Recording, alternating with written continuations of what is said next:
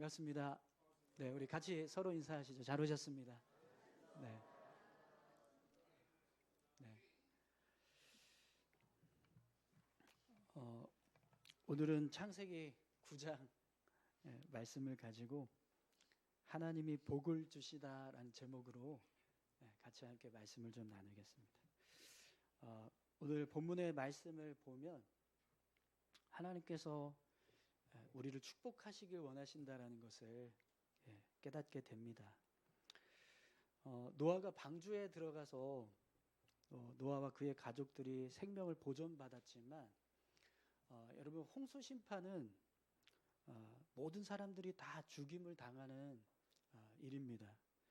40일 동안 하늘과 땅에서 물이 쏟아져 내리고 또 샘이 터져서 물이 솟구쳐 올랐습니다. 150일 동안 온 지면에 물이 잠겼습니다. 그래서 이 기간 동안 모든 생명이 다 죽임을 당하는 그런 일이 일어나게 됩니다. 그러면 여러분, 노아와 그의 가족들이 이 상황을 겪을 때 어떤 마음이 들었을까요? 이제 그들이 방주 안에 들어가 있었기 때문에 뭐 생명을 보존받았으니까 그냥 기쁘고 감사한 마음만 있었을까요? 그렇지 않았을 겁니다. 이 홍수 심판이 있는 동안 노아와 그의 가족들은 밖에 있는 그런 밖에서 일어나고 있는 상황들을 생각하면서 두려워하는 마음이나 공포를 느끼는 그런 모습이 되었을 거예요. 노아와 그의 가족들이 방주 안에 있는 동안 이 홍수 심판을 이제 생각할 때 분명 그들의 마음 속에는요, 두려움과 공포가 느껴졌을 것입니다. 비록 자신들은 삶을 지킬 수 있었지만 그럼에도 불구하고 모든 생명체들이 이 심판을 통해서 다 죽어나가는 이제 모습을 보게 되는 겁니다. 그럼 여러분, 그 모습이 얼마나 두려웠겠어요. 그래서 아마 노아와 그의 가족들이 이 홍수 심판을 겪는 동안에 그들의 마음속에는 그냥 단순히 감사함이나 기쁨만 있는 것이 아니라 분명히 홍수 심판에 대한 어떤 두려움과 공포도 있었을 것입니다. 세월호 생존자의 인터뷰를 좀 본 적이 있었는데요. 이 세월호 사건도 굉장히 큰 충격을 받는 사건이잖아요. 근데 이런 큰 충격을 받는 사건을 겪으면 이제 생존을 했어도 그 이후의 삶이 그냥 이렇게 일상으로 쉽게 돌아갈 수 없다고 그래요. 그래서 이제 후유증을 앓고 있는 한 생존자의 인터뷰를 이제 본 적이 있었는데 그 내용을 잠깐 좀 읽어드리겠습니다. 박준혁 군이라는 우리 생존자의 인터뷰 내용인데요. 박준혁 군은 2014년 4월 16일 10시 21분 거의 가라앉은 세월호에서 마지막으로 나온 생존자였다. 그는 생사의 기로에서 전력을 다해 헤엄쳐 살아나왔고 그 과정에서 사랑하는 친구들의 마지막 모습을 지켜봐야 했다. 박 군은 세월호 참사의 후유증으로 대부분의 시간을 집에서 보내고 있다. 그는 한창 놀 때죠. 놀 때인데 친구들이 없네요. 게임만 하면 화가 나기보다 좀 외로웠어요 라고 말한다. 박 군은 세월호에서 가장 마지막까지 함께 있었던 친구 김수정 양의 납골당을 찾아갔다. 세월호에서 탈출 당시 두 사람은 함께 있었다. 급격한 물살이 밀려오면서 박준혁 군은 김수정 양의 손을 놓쳐버렸고 그는 내가 조금 더 힘이 셌다면 이라는 아쉬움과 함께 매번 김수정 양의 시각으로 꿈을 꾼다고 한다. 여러분, 세월호 참사처럼 이렇게 큰 사고를 겪은 사람들은 대부분 이제 외상후 스트레스 장애를 겪는다고 해요. 그래서 이제 생존은 했지만 일상으로 돌아왔을 때 여전히 두려움과 또 공포 속에서 삶을 살아가게 된다고 합니다. 그래서 여러분, 하나님께서 노아에게 방주를 만들라고 하셨을 때 이 방주에 난 창문을 위로 향하게 하셨잖아요. 하늘을 향하게 하셨습니다. 근데 그 이유가 무엇인지 좀 짐작이 돼요. 만약에 창문이 방주 옆에 달려 있었다면 어땠을까요? 그래서 노아와 그의 가족들이 수시로 밖의 상황을 확인할 수 있었다면 아마 노아와 그의 가족들 역시 두려움과 공포 속에서 생활을 해야 했을 겁니다. 비록 자신들은 뭐 살았다라고 할지라도 수많은 사람들이 이 엄청난 홍수 속에서 다 죽어나가는 모습을 계속해서 본다면 아마 그들도 이 홍수 심판에 대한 두려움과 또 공포 속에서 그렇게 생활을 해야 했을 거예요. 그래서 하나님이 방주의 창문을 옆에 두게 하신 게 아니라 하늘 위로, 하늘을 향하게 하신 거죠. 그래서 하나님만 바라볼 수 있도록 그렇게 하시지 않았을까, 그런 추측을 하게 됩니다. 여러분, 노아와 그의 가족들이 이 홍수 심판에 대해서 이제 살아남기는 했지만 이걸 생각할 때마다 굉장히 두려웠을 거예요. 그래서 지난주 말씀에 보면 노아와 그의 가족들이 방주에서 나온 후에 하나님께 제사를 드리는데 하나님께서 어떤 말씀을 이제 주시게 되죠? 다시는 이런 홍수 심판을 하지 않겠다. 다시는 이렇게 모든 사람들을 멸하는 일을 하지 않겠다. 이런 약속을 주십니다. 그래서 그 약속의 증표로 무지개가 떠오르게 하시겠다라고 말씀하시는 것을 보게 되는데요. 여러분, 이 약속은요, 분명히 노아와 그의 가족들의 삶에 하나님의 심판에 대한 두려움이나 공포로부터 자유케 하는 그런 은혜가 되었을 겁니다. 여러분, 만약 하나님께서 노아에게 이렇게 말씀하셨다고 한번 생각해 보세요. 너도 또 이렇게 죄악 가운데 살면 내가 이런 식으로 너희들을 심판할 거야. 여러분, 이렇게 말씀하셨다면 어땠을까요? 아마 노아와 그의 가족들은요, 하나님이 두려워서 제대로 살지 못했을 겁니다. 그럼에도 불구하고 하나님께서 다시 이런 심판을 주시지 않겠다, 이렇게 이제 약속하시면서 노아에게 약속의 말씀을 하십니다. 그래서 이 약속의 말씀은 분명 노아와 그의 가족들에게 이런 두려움, 심판에 대한 두려움, 공포, 그런 두려움으로부터 자유케 하고 또 삶을 평안하게 하는 그런 은혜가 되었을 것입니다. 이렇게 방주에 나온 노아와 그의 가족들을 하나님께서 위로하시는 거예요. 평안하게 하시고 그들의 마음에 두려움을 사라지게 하는 일을 행하셨어요.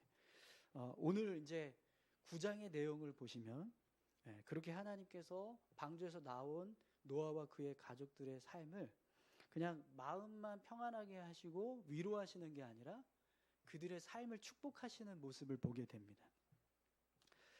여러분, 하나님께서 처음 세상을 창조하시고 나서 사람을 축복하셨을 때 그 축복의 내용을 기억하실 거예요. 창세기 1장 28절 말씀인데요. 하나님이 그들에게 복을 주시며 하나님이 그들에게 이르시되 생육하고 번성하여 땅에 충만하라. 땅을 정복하라. 바다의 물고기와 하늘의 새와 땅에 움직이는 모든 생물을 다스리라 하시니라. 아멘. 하나님께서 만물을 다 창조하시고 난 다음에 인간을 축복하셨던 내용인데요. 근데 여러분, 오늘 본문의 말씀을 보시면 하나님께서 노아와 그의 가족들을 향해서 축복하시는 말씀이 이 창세기 1장에 기록된 축복의 말씀과 거의 똑같습니다. 우리 같이 1절과 2절 말씀 한번 읽어보겠습니다. 1절, 2절입니다. 시작. 하나님이 노아와 그 아들들에게 복을 주시며 그들에게 이르시되 생육하고 번성하여 땅에 충만하라. 땅의 모든 짐승과 공중의 모든 새와 땅에 기는 모든 것과 바다의 모든 물고기가 너희를 두려워하며 너희를 무서워하리니 이것들은 너희의 손에 붙였음이니라. 아멘. 하나님께서 처음 세상을 창조하시고 그리고 사람을 축복하셨을 때의 말씀과 오늘 본문에서 노아의 가족들을 향해서 축복하시는 말씀을 보시면 어떻습니까? 거의 똑같죠. 네, 거의 똑같습니다. 여러분, 이 모습은요, 삶을 새롭게 시작하는 어떤 인간들의 삶에 하나님께서 은혜로 함께 하시겠다라는 이 모습을 우리에게 분명하게 알려주고 있는 겁니다. 하나님은 인간을 창조하신 목적이요, 풍성한 삶을 살게 하시기 위해서였습니다. 그래서 아담과 하와가 에덴 동산에서 삶을 살아가게 하실 때 어떻게 하시죠? 모든 것을 다 풍성하게 채워주시는 그런 은혜를 베풀어 주십니다. 그 모습처럼 노아가 새롭게 삶을 시작하게 될 때 이제 하나님은 동일하게 그의 삶을 풍성케 하시는 은혜로 채워주시겠다 이렇게 약속을 하고 계시는 거죠.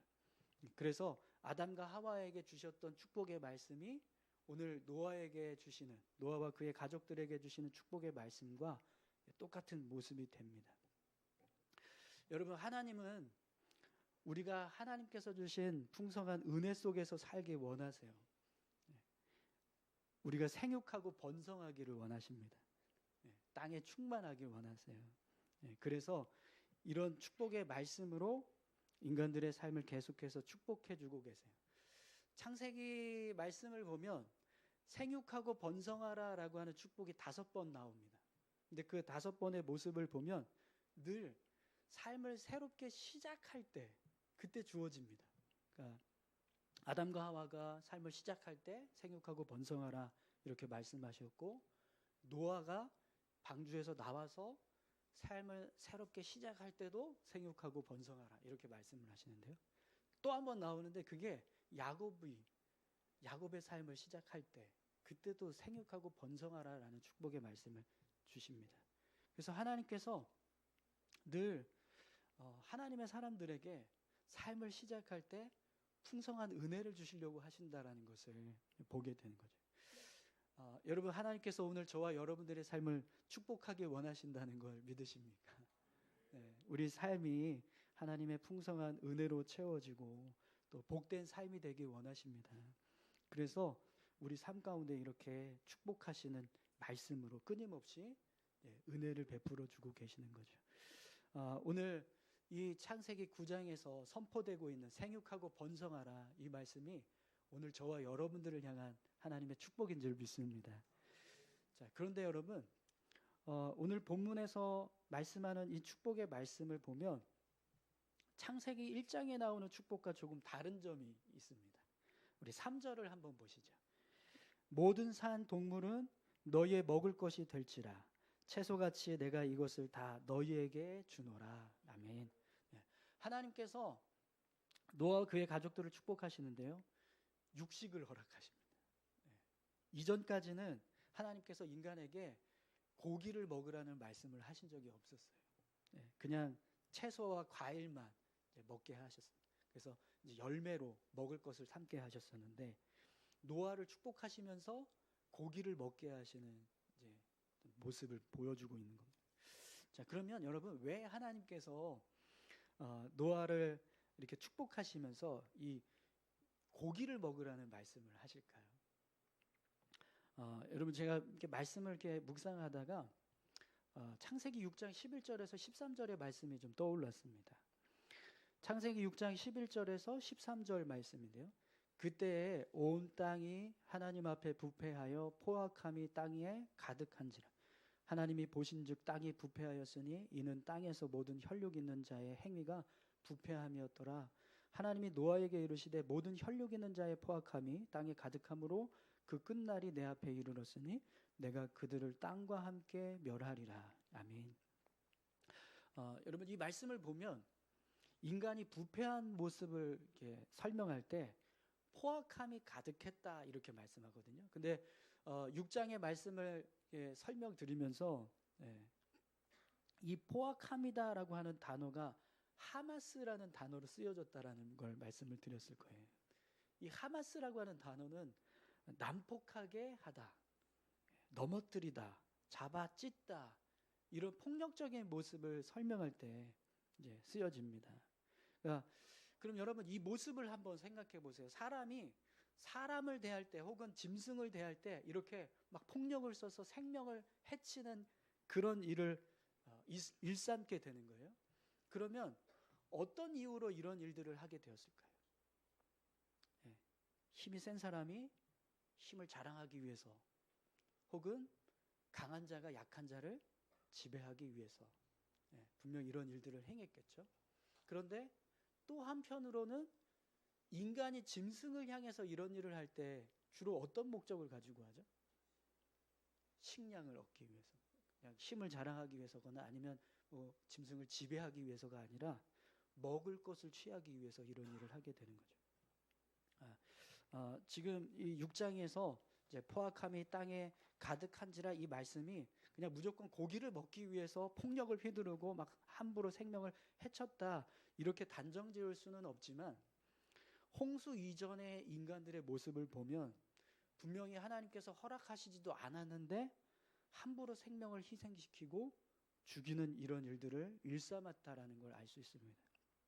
그래서 여러분 오늘 본문을 보시면 하나님께서 노아에게 고기를 먹으라라고 말씀을 하실 때 한 가지 조건을 다세요. 우리 4절에서 6절까지 말씀 한번 보시죠. 그러나 고기를 그 생명되는 핏째 먹지 말 것이니라. 내가 반드시 너희의 피 곧 너희의 생명의 피를 찾으리니 짐승이면 그 짐승에게서, 사람이나 사람의 형제면 그에게서 그의 생명을 찾으리라. 다른 사람의 피를 흘리면 그 사람의 피도 흘릴 것이니 이는 하나님이 자기 형상대로 사람을 지으셨음이니라. 아멘. 하나님께서 노아에게 고기를 먹는데 핏째 먹지 말라 이런 말씀을 하십니다. 근데 여러분 이 내용을 잘 보시면 어떤 의도로 말씀을 하고 계신 거죠? 함부로 사람의 생명 혹은 생명을 희생시켜서 세상이 다시 폭력으로 가득 차게 하는 그런 일들을 행하지 말라. 이걸 지금 말씀하고 계신다는 걸 알 수 있어요. 그러니까 또다시 사람들이 타락해서 포악이 가득하고 세상이 파괴되고 또 심판이 임할 수밖에 없는 어떤 죄된 모습으로 흘러가지 않도록 하기 위해서 하나님께서 이런 말씀을 주고 계신다는 거죠. 그래서 그냥 노아에게 고기를 먹지 말라, 고기를 먹으라, 핏째 먹지 말라 이 말씀을 하시는 건 그냥 식량을 이제 새롭게 바꿔주시는 그런 의도가 아니라 사실은 생명을 함부로 해치지 말라라고 하는 목적을 가지고 말씀을 하고 계시는 거예요. 그래서 먹을 것을 얻기 위해서 희생을 치르는 것 외에 함부로 생명을 해쳤을 때 하나님께서 어떻게 하시겠다고 말씀을 하세요? 생명은 생명으로 취하겠다 이렇게 말씀을 하십니다. 짐승의 생명이면 짐승의 생명, 사람의 생명이면 그 사람의 생명을 취하시겠다는 거죠. 이 모습은요, 내가 허락한 범위 외에 생명을 함부로 취하는 행위는 생명의 주인으로서 허락하지 않겠다 이렇게 말씀을 하고 계시는 겁니다. 자, 그러면 여러분 하나님께서 노아에게 고기를 먹으라고 말씀하시는 이 말씀이 얼마나 큰 축복이 되고 있는가 한번 생각해 보십시오. 하나님께서 하나님의 형상으로 만든 사람의 생명을 해치면 그 생명을 취하시겠다. 짐승도 짐승이 짐승의 생명을 해치면 그 짐승의 생명을 취하시겠다. 이렇게까지 말씀하셨는데 그런데도 불구하고 그런 생명을 해칠 수 있는 허락을 하셨다. 이 모습은요, 하나님께서 인간들이 다시 죄악 가운데 빠질 수 있다는 걸 생각하시고 그걸 미연에 방지하기 위해서 주신 삶의 변화. 그러니까 하나님께서 고기를 먹으라고 말씀하시지 않으면 또 인간들은 자기 스스로 자신들의 힘을 사용해서 함부로 다른 생명을 해치고 또 짐승들의 생명을 해쳐서 그렇게 폭력을 휘두르고 하나님께서 말씀하시는 것처럼 핏째 고기를 먹는 일들을 행하는 거죠. 그러면 그 모습이 또 하나님 앞에 범죄함이 될 것을 아셔서 그래서 그런 모습이 되지 않도록 미리 하나님께서 손을 쓰셨다는 거예요. 삶의 방식을 바꾸셔서 그럼 이렇게 하라 이렇게 말씀하신 거죠. 여러분 이스라엘 백성들이 여리고성을 점령할 때 하나님께서 탈취물들을 다 어떻게 하라고 말씀하셨죠? 하나님께 돌려라 이렇게 말씀하셨어요. 근데 이 여리고성을 점령할 때 아간이 어떻게 했습니까? 그걸 어기고 탈취물을 일부 감췄어요. 그것 때문에 하나님께서 나중에 이제 아이성 전투에서 이스라엘 백성들에게 어떤 일을 행하세요? 전쟁에서 패하게 하시는 일을 합니다. 고작 12,000명밖에 안 되는 그런 작은 성인데 그런 성을 60만 명의 군대가 있는 이스라엘 백성들의 패배가 되는 그런 일들을 하신 거죠. 근데 다시 하나님께서 아이성 전투를 치르게 하셨을 때 하나님이 어떻게 명령을 하셨죠? 탈취물을 다 스스로 가져라 이렇게 말씀하셨어요. 네. 나한테 돌리지 말고 이제는 너희가 가져라 이렇게 말씀하신 거죠. 왜 그러셨을까요? 또 탈취물을 나에게 돌려라 이렇게 말씀하시면 또 아간과 같은 인간이 나올 줄 아십니다. 네. 그래서 탈취물을 가지고 이제 전리품들을 가지고 하나님께 돌려야 할 때 탐욕이 생기고 욕심이 생겨서 그걸 감추려고 하는 사람이 또 생길까 봐. 그래서 하나님이 차라리 그냥 나한테 돌리지 말고 다 가져라 이렇게 말씀을 하셨다는 거죠. 네, 여러분 하나님께서 노아에게 고기를 먹으라 그러나 피채 먹지 말라 이렇게 말씀하신 것도요 똑같은 의미라는 거예요. 예.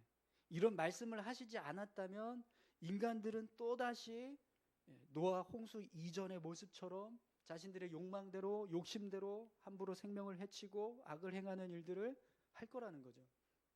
그래서 하나님이 그걸 아시고 아예 그냥 내가 허락해 줄 테니까 대신에 내 앞에서 죄가 되지 않도록 이 일을 행하라 이렇게 말씀을 하고 계신다는 거예요. 그래서 오늘 이제 7절에 보시면 너희는 생육하고 번성하여 땅에 가득하여 그 중에서 번성하라 하셨더라 이 말씀을 덧붙이고 있습니다. 그러니까 이 말씀은요 고기를 먹으라고 하시는 이 말씀이 노아와 그의 가족들을 향하신 하나님의 축복에 포함된다라는 겁니다. 여러분 하나님께서 노아에게 고기를 먹으라고 말씀하시는 이 모습은요 그러니까 인간의 연약함을 이해하고 배려하신 하나님의 어떤 축복의 모습이 됩니다. 자, 그러면 여러분 이 모습을 보면 하나님은 인간을 더 이상 심판하시고 싶어 하시지 않는다는 것을 분명하게 알 수 있어요.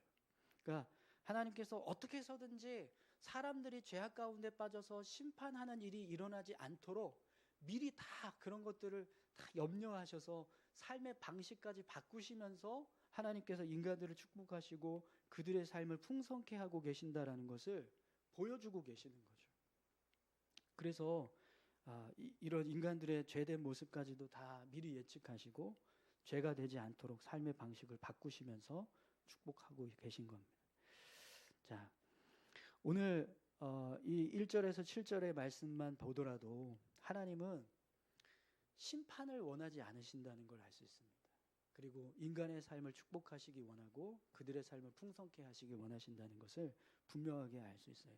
그런데 여러분 7절 이후에 8절부터 17절까지 말씀을 보시면 또 어떤 말씀이 나오죠? 네, 저희가 읽어보지 않아서 잘 모르시겠지만 네, 한번 가서 집에 가셔서 한번 읽어보십시오. 마지막 7장의 마지막 부분 있죠? 하나님께서 홍수 심판을 더 이상 하지 않겠다. 이 말씀을 다시 하십니다. 그것도 아주 자세하게 구체적으로 이 약속의 증표로 구름 사이에서 무지개가 뜨게 하시겠다 이런 말씀을 하시면서 하나님께서 세상을 심판하지 않겠다라는 이 약속의 말씀을 다시 주십니다.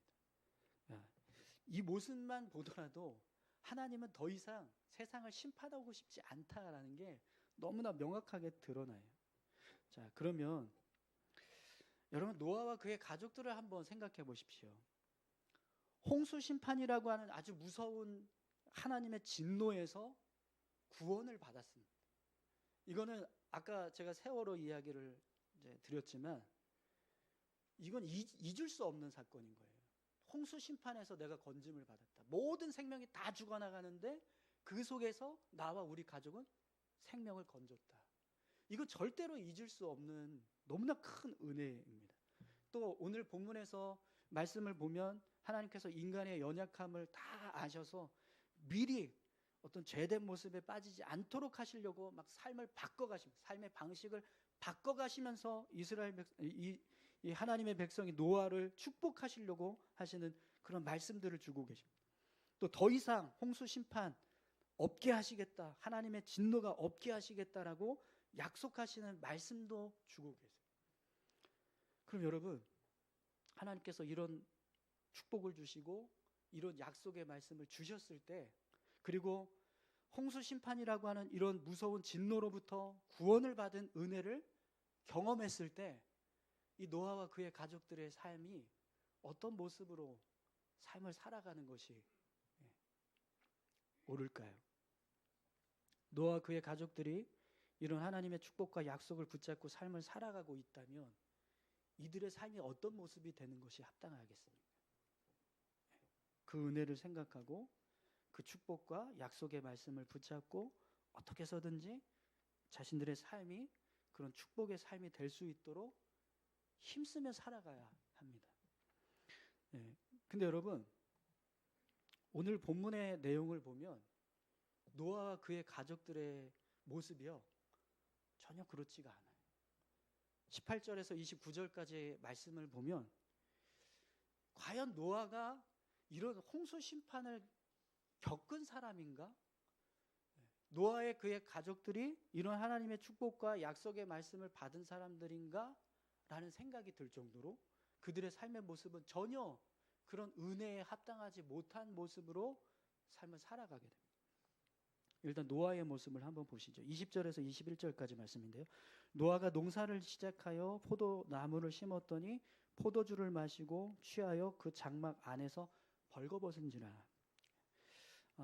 여러분, 노아의 모습을 한번 생각해 보십시오. 포도주를 마시고 취해서 벌거벗었다. 이 모습이 죽음의 심판을 벗어나고 하나님의 축복과 약속을 받은 하나님의 사람다운 모습이라고 할 수 있을까요? 6장에서 노아를 의인이요 당대의 완전한 자라 그는 하나님과 동행하였으며 라고 설명합니다. 그러면 오늘 본문에 나오는 노아의 모습이 과연 의인이 되고 당대의 완전한 자가 되고 하나님과 동행하고 있는 모습이라고 할 수 있을까요? 이 이후에 노아의 세 아들 중에서 함이 이제 노아의 벌거벗은 모습을 보고 다른 아들들에게 이걸 이제 이야기하는 그런 사건이 이어집니다. 그런데 그런 함의 행동 이후에 노아가 어떤 일을 하게 되죠? 24절에서 27절까지 말씀 한번 보시겠어요? 노아가 술이 깨어 그의 작은 아들이 자기에게 행한 일을 알고 이에 이르되 가나안은 저주를 받아 그의 형제의 종들의 종이 되기를 원하노라 하고 또 이르되 셈의 하나님 여호와를 찬송하리로다. 가나안은 셈의 종이 되고 하나님의 야벳을 창대하게 하사 셈의 장막에 거하게 하시고 가나안은 그의 종이 되게 하시기를 원하노라 하였더라. 아멘. 노아가 함의 행동을 알고 그의 자녀인 함과 그의 자녀인 가나안을 저주합니다. 여러분, 함의 행동은 분명 잘못된 행동이에요. 아버지의 치부를 보았지만 다른 아들들처럼 덮어주는 것이 맞을 거예요. 셈과 야벳이 이제 이 노아의 벗은 몸을 이야기를 듣고 나서 그걸 덮어주기 위해서 이제 아버지 장막으로 들어갔던 모습이 나옵니다. 그러니까 그런 모습처럼 함도 사실은 그렇게 행동을 했어야 하거든요. 근데 함은 그러지 않았다라는 거예요. 그렇기 때문에 뭐 함이 노아에게 저주를 받았다, 이 모습을 어쩌면 그냥 뭐 받아야 할 어떤 징계를 받은 거다 이렇게 할 수는 있을 겁니다. 그러나 이 일의 근본적인 원인을 제공한 사람은 누구죠? 노아 자신입니다. 노아도 자기의 어떤 부끄러운 모습이 있는 거예요. 잘못된 모습이 있다는 거죠. 그런데 노아의 모습을 보세요. 자신의 어떤 부끄러운 모습에 대해서 전혀 생각하지 않습니다. 그리고 오로지 그냥 자기에게 잘못한 아들을 향해서 저주하는 모습만 보여주고 있다는 거죠. 근데 여러분, 셈, 함, 야벳 셋 다 노아의 아들들이잖아요. 그럼 여러분, 아무리 자식이 아버지에게 잘못을 저질렀다라고 해도 아버지가 자기 자녀를 향해서 이렇게 저주를 하는 모습이 어떻게 납득이 되겠습니까? 어느 아버지가 자녀의 잘못을 용서해 주는 것은 못하고 망하길 원한다, 다른 자녀들의 종이 되기를 원한다, 이렇게 저주하는 일을 할 수 있겠어요? 그러니까 이런 모습은 참된 아버지의 모습이 아니라는 겁니다.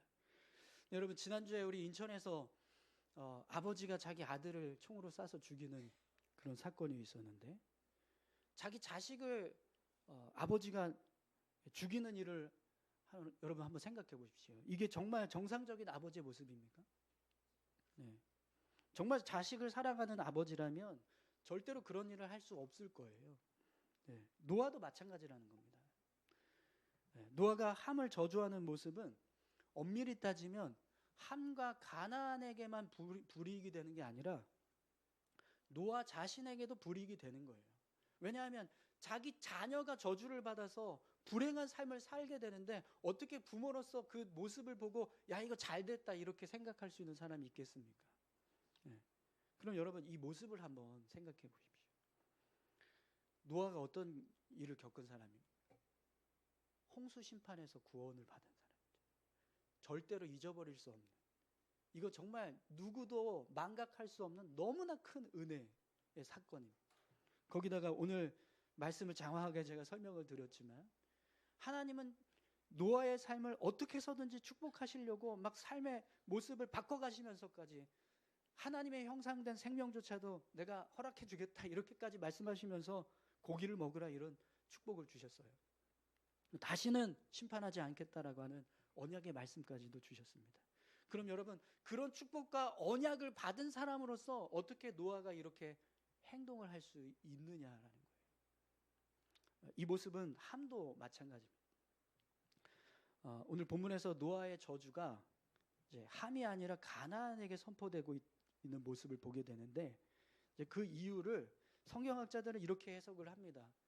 당시에 함이 가나안이라고 하는 아들과 함께 이 일을 같이 했다라는 거예요. 함에게 가나안이라는 아들이 있었는데 이 아들이 아버지가 할아버지의 어떤 치부를 드러내고 조롱하는 일에 함께 동참하게 됐다는 거죠. 그래서 결국에는 그의 저주, 함을 향한 저주가 가나안에게까지 흘러가게 됐다는 거예요. 근데 여러분 이 창세기의 내용, 이 모세 오경이 기록되어졌던 시기가 언제죠? 이스라엘 백성들이 광야에서 생활할 때, 가나안 땅을 향해서 나아갈 때였습니다. 하나님께서 왜 가나안이라고 하는 아들에게 이런 저주를 주셨는가? 그 이유를 분명하게 알 수 있습니다.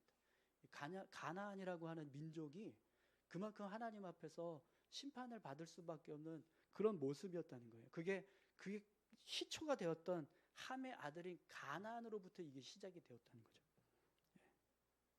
그래서 여러분 함의 모습도 보면 사실은 홍수 심판도 겪고 또 노아와 같이 하나님의 어떤 축복과 약속의 말씀을 받은 자로서 사실은 이런 모습으로 행동하는 것이 옳지 않은 모습인 거예요.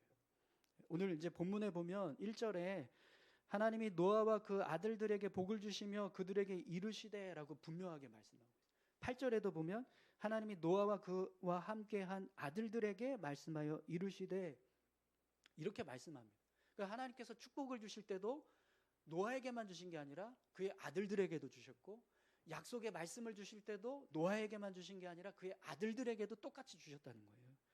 그러면 여러분 홍수 심판을 겪은, 홍수 심판으로부터 구원을 받은 은혜가 있고 이렇게 하나님께서 축복하시고 또 약속하신 언약의 약속을 받은 자로서 함의 모습을 생각해 보십시오.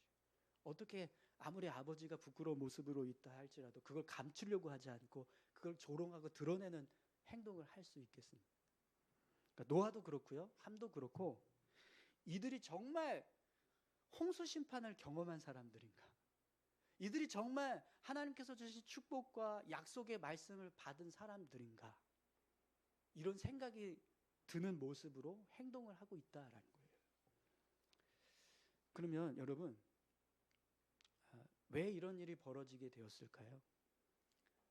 왜 당대의 의인이고 완전한 자라고 하는 노아가 이런 부끄러운 일을 하고 또 그의 아들이 함이 이런 부끄러운 일을 하게 되었을까요? 오늘 이제 본문의 말씀을 보시면 노아가 술에 취해서 벌거벗게 되고 함과 가나안을 저주하게 되는 이 모든 과정이요. 처음에는 아주 사소한 일로부터 시작이 됩니다. 농사를 지었다. 포도나무를 심었다. 포도주를 마셨다. 취해서 장막 안에서 벌거벗었다. 술이 깨어 작은 아들이 자기에게 행한 일을 알고 가나안을 저주했다. 이 과정들을 보면 처음에는 그냥 아주 사소한 평범한 농사 짓는 일부터 시작이 됐습니다. 근데 그게 점점 발전해서 결국 부끄러운 일을 행하게 하는 모습이 되는 거죠. 함도 마찬가지입니다. 함이 아버지 하체를 보고 밖으로 나가서 형제들에게 알렸던 이 모습을 보세요. 장막으로 들어가서 아버지를 봤습니다. 근데 그걸 보고 그냥 덮고 나오면 되는데 다시 나와서 다른 형제들에게 그 이야기를 다 하는 겁니다. 근데 다른 형제들은 어떻게 하죠? 셈과 야벳이 옷을 어깨에 메고 뒷걸음질 쳐서 노아의 장막으로 들어갑니다. 그리고 아버지 하체를 덮어주고 얼굴을 돌이키지 않고 돌아서 그냥 나와요. 그냥 들어갔다 봤다 이거부터 시작이 된 겁니다. 근데 그게 어떤 결과를 만들었어요? 아버지 하체를 드러내는 조롱을 하게 되고 그걸로 인해서 저주를 받는 결과까지 이르게 되었다는 겁니다. 여러분 노아와 함의 모습을 보면 우리가 삶을 살아갈 때 아무리 평범한 일이라도요 얼마든지 그 일들이 우리 삶에 하나님의 축복을 잃어버리게 하는 죄된 모습이 될 수 있다는 것을 분명하게 알 수 있습니다. 특히 아주 큰 은혜를 받았음에도 불구하고 너무나 큰 축복과 약속의 말씀을 받았음에도 불구하고 삶에 아주 작은 틈만 생겨도 그 틈이 결국에는 하나님을 잊게 하고 죄악 가운데 빠지게 하는 일이 일어날 수 있다라는 걸 노아와 함의 모습을 통해서 보게 됩니다. 여러분 사도 바울이 고린도전서 10장 12절에 이런 말씀을 합니다. 그런즉 선줄로 생각하는 자는 넘어질까 조심하라. 우리가 하나님 앞에서 믿음을 지키면서 삶을 살아가고 있다고 하지만 우리의 믿음이요 얼마든지 넘어질 수 있는 믿음이라는 거예요. 내가 믿음이 좋다, 내 믿음이 견고하다라고 하는 그 순간이 넘어질 수 있는 타이밍이라는 겁니다. 여러분 오늘 저와 여러분들의 모습을 한번 생각해 보십시오. 우리도요 노아처럼 엄청난 구원의 은혜를 받았습니다. 하나님의 아들이신 예수님을 십자가에 달려 못 박게 하신 그 생명값으로 우리의 죄를 사함받는 구원의 은혜가 임했습니다. 여러분 이 생명값이 우리를 구원하셨다는 거 믿으시죠? 네, 이건 분명히 우리를 향한 하나님의 놀라운 축복입니다. 그런데 우리는요 그런 축복을 받았음에도 불구하고 얼마든지 노아와 함처럼 죄된 모습으로 삶을 살아갈 수 있다라는 거예요. 우리가 삶을 살아갈 때 하나님을 생각하고 하나님의 은혜를 생각해서 아무리 작은 일이라도 아무리 평범한 일이라도 하나님께 부끄러움이 되고 죄가 될 만한 모습이 있다면 그걸 멀리하고 행하지 않으려고 힘써야 하는데 그게 아니라 그냥 그 모습들이 평범하니까 작은 일이니까 라고 생각해서 관가해버리면 얼마든지 우리도 노아처럼 함처럼 죄의 길로 빠질 수 있다라는 거죠. 여러분 오늘 저와 여러분들이 하나밖에 없는 아들이신 예수님의 생명값으로 구원받은 줄 믿습니다. 하나님은 지금도 우리의 삶을 축복하시고 우리 삶을 풍성케 하시기 위해서 일하고 계십니다. 그러면 여러분 하나님께서 주신 복을 누리기 위해서 힘쓰고 계십니까? 여러분의 삶은 그 축복과 언약의 말씀을 붙잡고 그 말씀 안에서 삶을 살아가기 위해서 얼마나 노력하고 계신가요? 히스기야 32장 25절에 보면 역대하 32장 25절에 보면 히스기야 왕을 향해서 하나님께서 이런 말씀을 하세요. 히스기야가 마음이 교만하여 그 받은 은혜를 보답하지 아니함으로 진노가 그와 유다와 예루살렘에 내리게 되었더니. 히스기야 왕이요 하나님께서 베풀어 주신 은혜가 있었어요. 근데 그 은혜를 망각했습니다. 그리고 하나님 앞에서 교만하게 행했어요. 그래서 그 모습을 하나님은요 은혜에 보답하지 않았다라고 말씀하십니다. 여러분 어떠십니까? 여러분들의 삶은 은혜를 보답하는 삶이 되고 계신가요? 하나님께서 여러분들에게 구원의 은혜를 베풀어 주셨다는 것 믿으시죠? 네. 여러분들의 삶 가운데 지금도 일하고 계시는 하나님의 은혜가 있다는 것을 믿으시죠? 네. 그렇다면 여러분 우리는 그 은혜를 생각하고 날마다 그 은혜 가운데서 삶을 살아가기 위해서 힘써야 합니다. 노아를 보십시오. 이렇게 엄청난 구원의 은혜를 경험했음에도 불구하고 이렇게 놀라운 하나님의 축복과 약속의 말씀을 받았음에도 불구하고 한순간에 농사를 지었다, 포도나무를 심었다, 포도주를 마셨다, 술에 취해서 벌거벗었다. 그리고 자기 아들을 저주했다. 이런 모습이 됩니다. 함도요, 그냥 들어가서 봤다. 덮어줘야 되는데 덮지 않고 그냥 나와서 그걸 다른 아들들에게 이야기했다. 처음 시작은 아주 작은 것이었습니다. 아주 평범한 것이었습니다. 근데 그 시작이 결국에는 하나님의 축복을 다 잃어버리게 하는, 저주받게 하는 모습으로 바뀌었다라는 거예요. 여러분, 하나님께서 우리의 삶에 허락해 주신 은혜는 너무나 큽니다. 그 은혜를 생각하면 우리는 날마다 그 은혜를 잘 보존하고 지켜가기 위해서 믿음의 삶을 열심히 살아가야. 그런데 우리의 삶은요, 그렇지 않다라는 겁니다. 너무나 쉽게 아주 작은 것으로부터 시작되는 일로 우리의 믿음을 송두리째 잃어버리고 우리 신앙을 무너지게 하는 일들이 끊임없이 일어나고 있다라는 거죠. 여러분, 구원의 은혜를 지키기 위해서 힘쓰고 계신가요? 하나님께서 여러분들에게 베풀어 주신 그 축복을 누리기 위해서 힘쓰고 계십니까? 오늘 저와 여러분들의 삶이요, 노아와 같은 모습이 되지 않기를 소망합니다. 함과 같은 모습이 되지 않기를 소망합니다. 아주 사소한 것 때문에, 아주 평범한 일 때문에 삶이 무너지고 신앙이 무너져서 하나님 앞에 부끄러운 모습으로 살아가는 그런 연약한 모습이 아니라 늘 하나님께서 주시는 풍성한 은혜 가운데서 삶을 살아가고 하나님께서 축복하신 그 축복의 모습 가운데서 삶을 살아가는 복된 삶이 되시기를 소망합니다. 우리 같이 함께 기도하시겠습니다.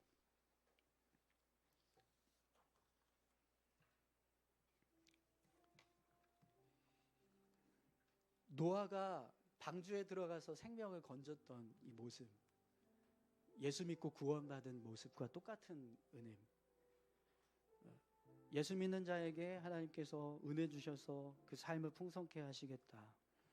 너희들에게 더 이상 내가 심판하지 않고 너희들 구원하겠다. 노아에게 주셨던 축복과 언약의 말씀도 똑같은 말씀이었거든요. 그러니까 그런 은혜가 지금 저와 여러분들에게도 그대로 다 부어졌다는 겁니다. 그런데 오늘 우리의 삶은 어떤가 한번 보십시오. 노아처럼 살고 계시지 않습니까? 함처럼 살고 계시지 않나요? 여러분, 하나님은 분명히 우리의 삶을 풍성케 하시길 원하십니다. 그리고 더 좋은 모습으로 삶을 살아가기를 원하세요. 그래서 축복하시고 그래서 약속하십니다. 그 약속의 말씀을 붙잡고 하나님, 우리가 더 풍성한 삶, 하나님께서 우리에게 허락해 주신 복된 삶을 살아갈 수 있게 해주십시오. 아무리 작은 것이라도 하나님 보시기에 부끄러운 모습이 될 만한 것들이 있다면 우리가 멀리할 수 있게 하시고 우리 믿음을 지키기 위해서 힘쓰며 살아가는 우리 모두가 되게 해주십시오. 우리 이렇게 같이 함께 기도하기를 원합니다. 함께 기도하시겠습니다. 하나님 아버지, 감사합니다. 우리의 삶을 주장하여 주십시오. 하나님, 노아가 경험한 은혜 우리도 경험했습니다.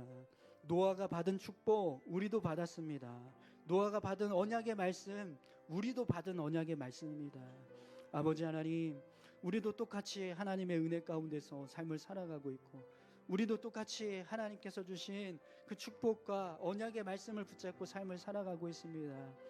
그런데 아버지 하나님, 우리의 모습이 어떤 모습으로 살아가고 있는지 함께 돌아보길 원합니다. 오늘 노아의 모습을 보십시오. 어떻게 이렇게 쉽게 그런 모든 축복과 은혜들을 잊어버리고 이런 모습으로 삶을 살아가고 있는가? 어떻게 함의 모습이 이렇게 쉽게 모든 은혜를 잃어버리고 죄된 모습을 행하며 살아갈 수 있을까? 그런 의구심이 듭니다. 그런데 하나님, 우리의 삶도 어쩌면 노아처럼 함처럼 그런 모습으로 삶을 살아가고 있진 않습니까?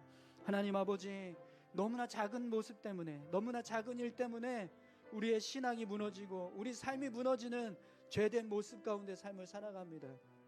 하나님, 우리에게 주신 축복, 우리에게 주신 약속, 그 약속 잘 지킬 수 있는 믿음 주시옵소서. 우리의 삶이 하나님께서 주신 은혜, 하나님 정말 더 잘 누리며 살아갈 수 있는 복된 삶이 될 수 있도록 주님 인도하여 주시옵소서. 주님 감사합니다. 하나님 아버지, 하나님께서 우리를 축복하고 계시는 줄 믿습니다. 그 축복은 너무나 크고 귀한데 우리는 그것을 너무나 쉽게 잃어버리는 삶을 살아갑니다. 노아의 모습, 함의 모습을 보면 어떻게 이런 행동을 할 수 있을까? 어떻게 이런 모습으로 살아갈 수 있을까 싶지만 결국 우리 삶을 보면 노아처럼 함처럼 살아가고 있는 모습을 볼 때가 있습니다. 하나님, 우리를 불쌍히 여겨주시고 긍휼히 여겨주십시오. 우리에게 주신 은혜, 우리에게 주신 축복 너무 쉽게 잃어버리는 자 되지 않게 주님 도와주십시오. 하나님, 우리에게 주신 이 은혜, 축복 정말 잘 붙잡고 믿음으로 살아서 하나님께서 우리 삶을 풍성케 하시고 은혜 가운데서 삶을 살아갈 수 있도록 주님 인도하여 주시옵소서. 감사드립니다. 예수님의 이름으로 기도합니다. 아멘.